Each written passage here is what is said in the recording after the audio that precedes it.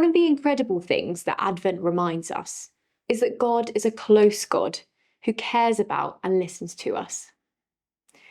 God is not far away, a distant God who would shun us. In the Advent story, we see how God hears the cries, prayers, and laments of humanity, and so sent Jesus to earth. Jesus came into a messy, noisy world to walk alongside us and help us see a glimpse of what God is like. This, alongside so much of the Bible, illustrates how God is a relational God. As followers of Christ, we are also called to model this, seeking restoration of relationships with God and others, and with our natural world. But Jesus' arrival, his moving into the neighbourhood, didn't start altogether smoothly. Matthew chapters 1, verse 18 to 21. This is how the birth of Jesus, the Messiah, came about. His mother Mary was pledged to be married to Joseph, but before they came together, she was found to be pregnant through the Holy Spirit. Because Joseph, her husband, was faithful to the Lord, and yet did not want to expose her to public disgrace, he had in mind to divorce her quietly. But after he had considered this, an angel of the Lord appeared to him in a dream and said, Joseph, son of David, do not be afraid to take Mary home as your wife, because that is conceived in her is from the Holy Spirit. She will give birth to a son, and you are to give him the name Jesus, because he will save his people from their sins. When Joseph heard Mary was pregnant, he understandably assumed another man must be the father. So an angel visited him to explain how God was involved in the plan from start to finish. The angel referred to a prophecy in Isaiah where Jesus is called by the name Emmanuel. Translated from Hebrew to English, this means God with us. Jesus' birth is often referred to as incarnation, God becoming flesh and blood and moving into the neighbourhood, so that we could see the glory of God. In Jesus' ministry, we see how he lived up to the name Emmanuel by being part of his local community, building close relationships, walking alongside others, and listening deeply. In his book, Blessed Are the Poor, Bishop Laurie Green writes that the incarnation of Jesus shows God refusing to act in a top-down fashion, but chooses instead to be born to a vulnerable family so as to redeem the world from within. It's no surprise, therefore, that Laurie also observes that God with us particularly resonates with those who feel marginalised or excluded.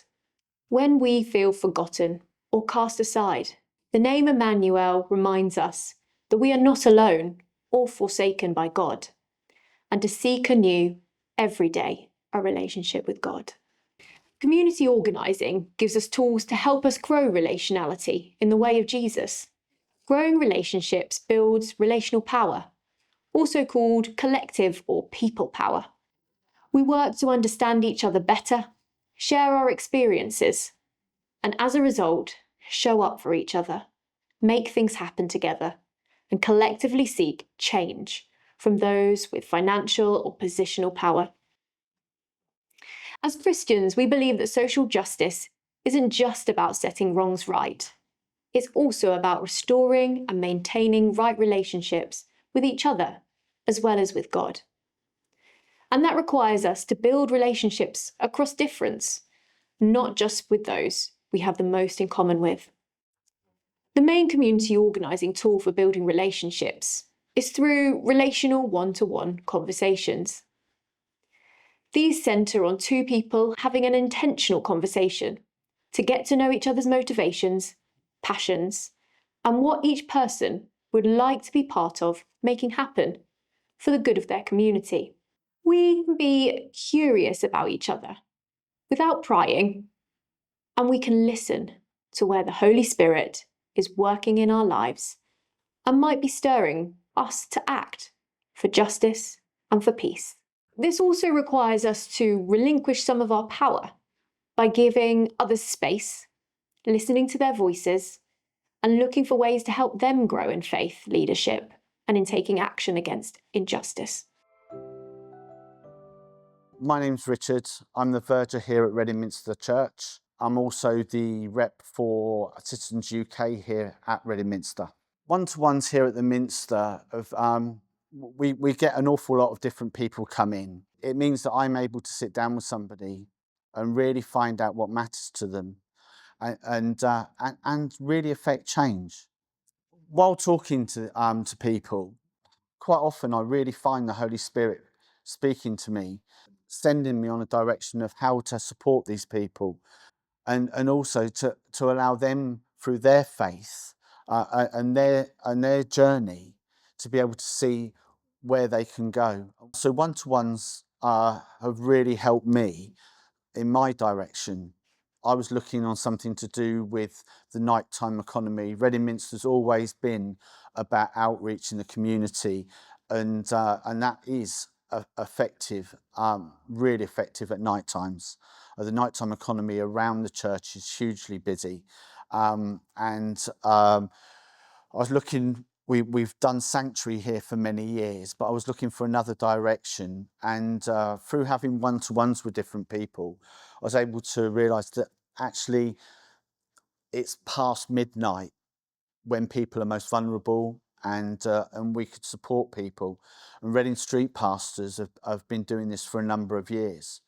So I engaged with Sally Leonard and joined Reading Street pastors, and that has taken me on a journey that I will never ever forget and never regret either. It's been absolutely superb.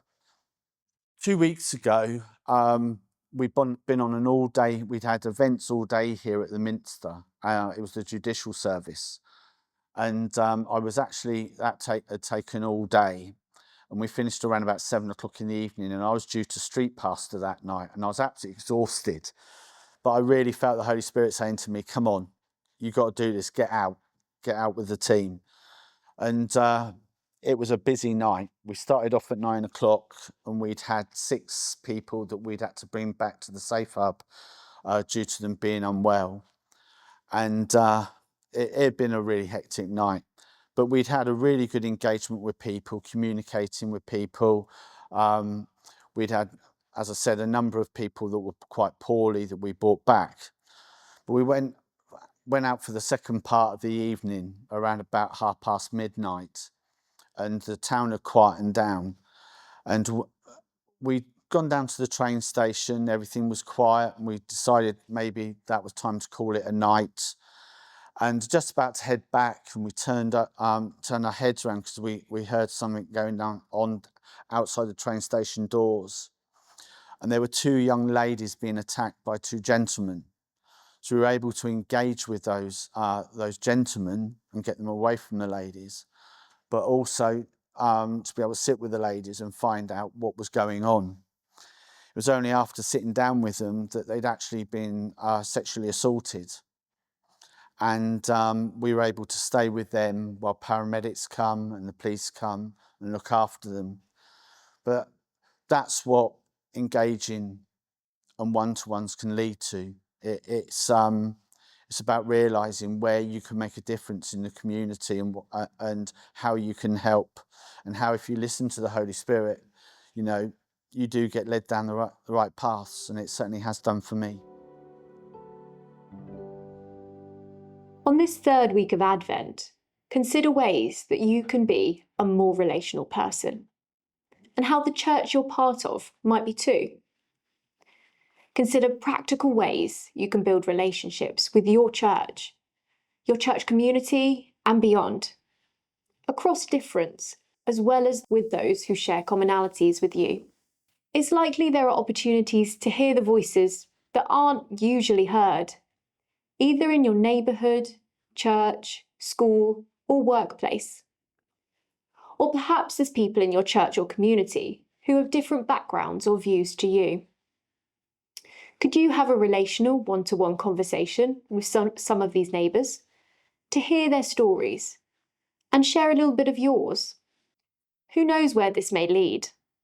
Perhaps simply building understanding and solidarity. Or you might spot ways you both want to work together for justice and peace in your local area, or even with a national or global perspective.